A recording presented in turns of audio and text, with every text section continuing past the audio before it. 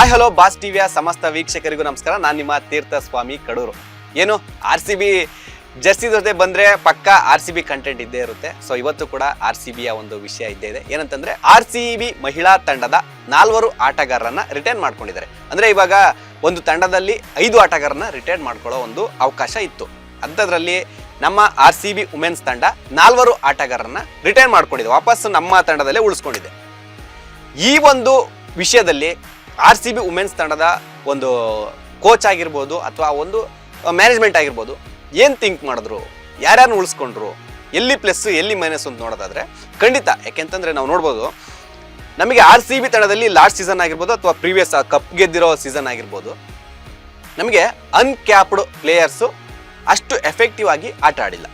ನಮಗೇನಿದ್ರು star players ಆಟ ಆಡ್ಬಿಟ್ಟು ನಮ್ಮ RCBಗೆ ಒಂದು ಕೈ ಹಿಡಿದ್ರು ಅಂತಲೇ ಹೇಳ್ಬೋದು. ಅದರಲ್ಲಿ ಸ್ಮೃತಿ ಮಂದಣ್ಣ ಕ್ಯಾಪ್ಟನ್ನು, ಖಂಡಿತ ಅವರು ಒಂದು ಅದ್ಭುತವನ್ನ ಆಟ ಆಡಿ RCB ಮಹಿಳಾ ತಂಡ ಕಪ್ ಗೆಲ್ಲೋದಕ್ಕೆ ಒಂದು ಕಾರಣಕರ್ತರಾದರು. ಮತ್ತೆ ಸಾಕಷ್ಟು ಫೈಟ್ ಕೊಡೋಕ್ಕೆ, ಅಂಥ ಘಟಾನುಘಟಿ ತಂಡಗಳಿಗೆ ಫೈಟ್ ಕೊಡೋಕ್ಕೆ ಸ್ಮೃತಿ ಮಂದಣ್ಣ ಅವರು ಕಾರಣ ಆದರು. ಅವ್ರನ್ನ ಇವಾಗ RCB ಮಹಿಳಾ ತಂಡ ರಿಟೈನ್ ಮಾಡ್ಕೊಂಡಿದೆ. ಇದು ಕೂಡ ಒಂದು ಒಳ್ಳೆ ಸ್ಟೆಪ್ ಅಂತಾನೆ ಹೇಳ್ಬೋದು. ಯಾಕೆಂದ್ರೆ ಕ್ಯಾಪ್ಟನ್ನು ಒಳ್ಳೆ ಇಂಡಿಯಾದಲ್ಲಿ ಇಂಡಿಯಾ ಪ್ಲೇಯರು, ಕ್ಯಾಪ್ಟನ್ ಪ್ಲೇಯರು ಚೆನ್ನಾಗಿ ಆಡ್ತಾ ಇದ್ರು. ಅವ್ರನ್ನ ಬಿಟ್ಟಿದ್ರೆ ತುಂಬಾ RCB ಕಷ್ಟ ಆಗಿರೋದು. ರಿಟೈನ್ ಮಾಡ್ಕೊಂಡಿದ್ದಾರೆ. ಅಬ್ವಿಯಸ್ಲಿ ಇದು ಮಾಡ್ಕೊಂತಿದ್ರು, ಸೊ ಮಾಡ್ಕೊಂಡಿದ್ದಾರೆ, ಇದರಲ್ಲೇನು ಇದಿಲ್ಲ.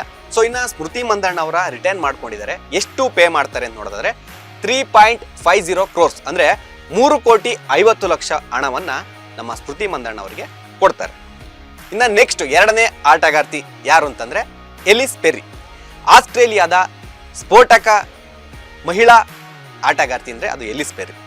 ಸೊ ಇನ್ನ ಎಲಿಸ್ ಪೆರ್ರಿ ನಮಗೆ ಗೊತ್ತಿದೆ ಎಂಥ ಒಂದು ಸ್ಫೋಟಕ ಆಲ್ರೌಂಡರ್ ಅಂತ.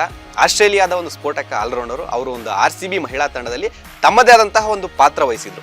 ಅದರಿಂದ ಕಪ್ ಗೆಲ್ಲೋದಕ್ಕೆ ಎಷ್ಟು ಅಂದರೆ ಫಸ್ಟ್ RCB ಮೊದಲನೇ ಕಪ್ಪನ್ನು ವುಮೆನ್ಸ್ ತಂಡ ಗೆಲ್ಲೋದಕ್ಕೆ ಎಷ್ಟು ಪ್ರಯತ್ನ ಪಟ್ಟಿರೋದ್ರಲ್ಲಿ ಇವರು ಕೂಡ ಒಬ್ಬರು ಪಾತ್ರ ವಹಿಸ್ತಾರೆ. ಅದೇ ರೀತಿ ಎಲಿಸ್ ಪೆರ್ರಿ ಇದ್ರು ಅಂದರೆ ಅದು ಎಷ್ಟೇ ಸ್ಕೋರ್ ಆಗಿರ್ಬೋದು, ಎಷ್ಟೇ ಟಾರ್ಗೆಟ್ ಆಗಿರ್ಬೋದು, ಚೇಸ್ ಮಾಡ್ತಾರೆ ಅನ್ನೋ ಒಂದು ಕಾನ್ಫಿಡೆನ್ಸ್, ಓಪು. Same to A B de Villiers. ನಮ್ಮ ಮೆನ್ಸಲ್ಲಿ ಎಬಿ ಡಿವಿಲಿಯರ್ಸ್ ಯಾವ ಥರನೋ ವುಮೆನ್ಸಲ್ಲಿ ಎಲಿಸ್ ಪೆರ್ರಿ. ಆಸ್ಟ್ರೇಲಿಯಾದ ಈ ಒಂದು ಸ್ಫೋಟಕ ಆಲ್ರೌಂಡರ್ ಆಟಗಾರ್ತಿ RCB ತಂಡದಲ್ಲಿ ರಿಟೈನ್ ಮಾಡ್ಕೊಂಡಿದ್ದಾರೆ. ಇವರನ್ನ ರಿಟೈನ್ ಮಾಡ್ಕೊಂಡಿರೋದು 2.5 ಅಂದರೆ 2,50,00,000 ಇವರಿಗೆ ರಿಟೈನ್ ಮಾಡ್ಕೊಂಡಿದ್ದಾರೆ. ಅಷ್ಟು ಅಮೌಂಟ್ ಇವರಿಗೆ ಪೇ ಮಾಡ್ತಾರೆ. ಸೊ ಇಬ್ಬರಾಯ್ತು, ಒಂದು ಕಡೆ ಸ್ಮೃತಿ ಮಂದಣ್ಣ, ಎಲಿಸ್ ಪೆರ್ರಿ, ಒಳ್ಳೆ ರಿಟೈನ್ನೇ ಹೇಳ್ಬೋದು. ಇನ್ನು ನೆಕ್ಸ್ಟ್ ಯಾರಪ್ಪ ಮೂರನೇ ಆಟಗಾರ್ತಿ ಅಂದರೆ ರಿಚಾ ಘೋಷ್. ಇವಾಗ ನೋಡ್ಬೋದು, ವುಮೆನ್ಸಲ್ಲಿ ವರ್ಲ್ಡ್ ಕಪ್ ಗೆದ್ರು. ರಿಚಾ ಘೋಷ್ ಅವರ ಒಂದು ಪರ್ಫಾರ್ಮೆನ್ಸ್ ಯಾವ ಥರ ಇತ್ತು ಅಂತ ನೀವೆಲ್ಲರೂ ನೋಡೇ ಇದ್ದೀರಾ. ರಿಚಾ ಘೋಷು ಒಂದು ಅದ್ಭುತ ಆಟಗಾರ್ತಿ. ಇವರು RCB ತಂಡವು ಮೂರನೇ ರಿಟೈನ್ ಆಗಿ ವಿಕೆಟ್ ಕೀಪರ್, ಬ್ಯಾಟರ್, ಅಂದರೆ ಇವರು ವಿಕೆಟ್ ಕೀಪರ್ ಅಂಡ್ ಬ್ಯಾಟರ್ ಇವರನ್ನ ರಿಟೈನ್ ಮಾಡ್ಕೊಂಡಿದೆ. ಕಳೆದ 3 ಸೀಸನ್ಗಳಿಂದ RCB ಪರ ಕಣಿಕಿಳಿಯುತ್ತಿರುವ ರಿಚಾ ಘೋಷ್ಗೆ RCB 1,75,00,000 ಹಣ ಪೇ ಮಾಡುತ್ತೆ. ಇವರು RCBಗೆ ಒಂಥರ ಹೆಂಗೆ ಅಂತಂದರೆ wicket keeper come batsman.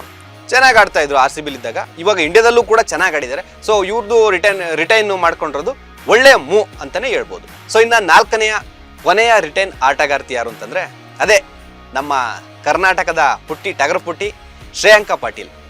Shreyanka Patil ಇವಾಗ ಟೀಮ್ ಇಂಡಿಯಾ ವುಮೆನ್ಸ್ ತಂಡದಲ್ಲಿ ಇಲ್ಲದೆ ಇರ್ಬೋದು, ಆದರೆ ಅವರು IPL ಅಲ್ಲಿ ತಮ್ಮದೇ ಆದಂತಹ ಒಂದು ಪ್ರದರ್ಶನ ಕೊಟ್ಟು ಮಿಂಚಿದ್ದಾರೆ. ಅದರಲ್ಲೂ RCB ಪರವಾಗಿ ಸಾಕಷ್ಟು ಮ್ಯಾಚ್ಗಳನ್ನ ಟರ್ನ್ ಮಾಡಿರೋ ಒಂದು ಅದ್ಭುತ ಆಲ್ರೌಂಡರ್ ಅಂತ ಹೇಳ್ಬೋದು. ಶ್ರೇಯಾಂಕಾ ಪಾಟೀಲು ಬೌಲಿಂಗಲ್ಲಿ ತಮ್ಮದೇ ಅಂತ ಸ್ಪಿನ್ ಬೌಲಿಂಗಲ್ಲಿ ಜಾದೂ ಮಾಡ್ತಾರೆ. ಯಾವಾಗ ಬ್ಯಾಟಿಂಗ್ ಮಾಡಬೇಕು ಅವಾಗ ಬ್ಯಾಟಿಂಗಲ್ಲೂ ಕೂಡ ತಮ್ಮ ಒಂದು ಪ್ರದರ್ಶನವನ್ನು ತೋರಿಸ್ತಾರೆ. ಬಟ್ ಅವರು ವುಮೆನ್ಸ್ ತಂಡದಲ್ಲಿ ಇವಾಗ ಪ್ರೆಸೆಂಟ್ ಇಂಡಿಯಾ ವುಮೆನ್ಸ್ ಟೀಮಲ್ಲಿ ಇಲ್ಲ ಅವರು. ಬಟ್ ಆದರೆ ಹೇಳೋಕ್ಕಾಗಲ್ಲ, ಅವ್ರು ಇನ್ನೂ ಚಿಕ್ಕ ಏಜು. ನೆಕ್ಸ್ಟು ವುಮೆನ್ಸ್ಗೆ ಮತ್ತೆ ಅವರು ಸೇರಿಕೊಂಡ್ರು, ಯಾವುದೇ ರೀತಿಯ ಅನುಮಾನ ಇಲ್ಲ. ಬಟ್ RCB ಎಲ್ಲ ಯೋಚನೆ ಮಾಡಿ, ಇವಾಗ RCB ಕನ್ನಡಿಗರ ಒಂದು ಫ್ರಾಂಚೈಸಿ ತಂಡ ರಾಯಲ್ ಚಾಲೆಂಜರ್ಸ್ ಬೆಂಗಳೂರು. ಕನ್ನಡಿಗರಿಲ್ಲ ಅಂದರೆ ಹೆಂಗೆ, ಅದೇ ಥರ ಈ ಒಂದು ನಮ್ಮ ಶ್ರೇಯಾಂಕಾ ಪಾಟೀಲ್ ಕನ್ನಡದ ಟಗರು ಪುಟ್ಟಿಯನ್ನು ರಿಟೈನ್ ಮಾಡ್ಕೊಂಡಿದೆ.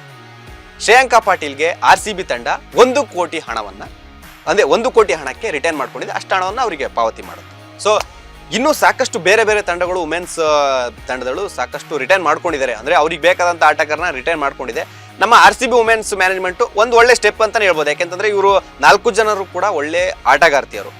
ಸ್ಮೃತಿ ಮಂದಣ್ಣ ಆಗಿರ್ಬೋದು, ಎಲಿಸ್ ಪೆರ್ರಿ ಆಗಿರ್ಬೋದು, ರಿಚಾ ಘೋಷ್ ಆಗಿರ್ಬೋದು, ಶ್ರೇಯಾಂಕಾ ಪಾಟೀಲ್ ಆಗಿರ್ಬೋದು, ಒಂದು ರಿಟೈನ್ ಮಾಡ್ಕೊಳ್ಳೋ ಅಂತ ಆಟಗಾರ್ತಿಯರೇ. ಸೊ ಒಳ್ಳೆ ಸ್ಟೆಪ್ ನೋಡಬೇಕು. ನೆಕ್ಸ್ಟ್ ಇನ್ನು ಉಳಿದ ಪ್ಲೇಯರ್ಸನ್ನು ಯಾವ ರೀತಿ ಹರಾಜಿನಲ್ಲಿ ತಗೊಂಡು ಒಳ್ಳೆ ಅದ್ಭುತವಾದಂಥ ಒಂದು ಸ್ಟ್ರಾಂಗ್ ಟೀಮ್ ಕಟ್ತಾರೆ ಅನ್ನೋದನ್ನ ಕಾದು ನೋಡಬೇಕಿದೆ. ಇದ್ರ ಜೊತೆ ಇನ್ನೊಂದು ವಿಚಾರ ಏನಂತಂದರೆ RCB ಮಹಿಳಾ ತಂಡಕ್ಕೆ ಹೊಸ ಕೋಚ್ ನೇಮಕ ಆಗಿದ್ದಾರೆ. ಸೊ ಹೊಸ ಕೋಚ್ ಬೇರೆ ಯಾರು ಅಲ್ಲ, ತಮಿಳುನಾಡಿನ ಮಾಜಿ ಸ್ಪಿನ್ನರ್ ಮೆಲೋನನ್ ರಂಗರಾಜನ್ ಅವ್ರನ್ನ ನೇಮಕ ಮಾಡ್ಕೊಂಡಿದ್ದಾರೆ. ಸೊ ನಿಮ್ಗೆ ಗೊತ್ತಿದೆ, ಇವ್ರನ್ನ ನೋಡಿರ್ತೀರ ನೀವು ಆಲ್ಮೋಸ್ಟ್ ಎಲ್ಲ. ಇವರು ಒಂದು ಕಡೆ ಮೆನ್ಸಲ್ಲೂ ಕೆಲವು ಟೈಮು ಇದ್ರು, ಅಂದರೆ ಮ್ಯಾನೇಜ್ಮೆಂಟ್ ಟೀಮಲ್ಲಿ ಇವರು ಕೂಡ ಇದ್ರು. ಸೊ ಇವಾಗ ವುಮೆನ್ಸ್ ತಂಡದ ಮೇಯ್ನ್ ಕೋಚ್ ಆಗಿ ಇವ್ರನ್ನ ರಂಗರಾಜನ್ ಅವ್ರನ್ನ ನೇಮಕ ಮಾಡಲಾಗಿದೆ.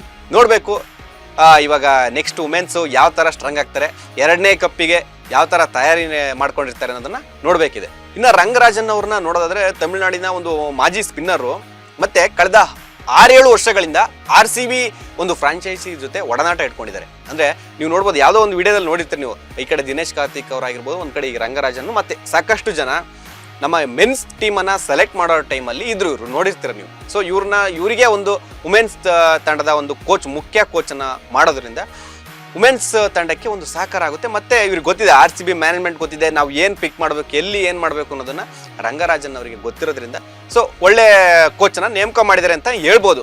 ಗೊತ್ತಿಲ್ಲ, ಸಾಕಷ್ಟು ಆಪ್ಷನ್ ಇದ್ದಿರ್ಬೋದು. ಯಾಕೆಂದರೆ ನಮ್ಮ ಕರ್ನಾಟಕದಲ್ಲೂ ಸಾಕಷ್ಟು ಒಳ್ಳೆ ಕೋಚ್ಗಳಿದ್ದಾರೆ. ಆದರೂ ತಮಿಳುನಾಡಿನ ಕೋಚ್ ಮಾಡಿದ್ದಾರೆ ಅಂತ ಒಂದು ಆರೋಪ ಕೂಡ ಕೇಳಿ ಬರುತ್ತೆ.